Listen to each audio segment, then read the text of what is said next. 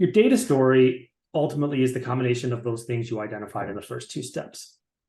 The basic context of what you're showing is the introduction to the story. In this case, we're talking about trends in sales of perishable foods. The insight is the body of your story, and that's the main idea that you want to highlight. So sales of carrots and ice cream are both up. But every story needs an ending. And in data storytelling, that's typically a key takeaway or a specific recommendation that's coming out of the data. So since you'll typically be given that takeaway, your job as designer isn't so much to determine what the outcome should be, but really to make sure that it's clearly explained in any of the visuals that you add. And so for our in-house colleagues, this might actually be where you start, since you may be handed this final takeaway or recommendation as part of your kickoff.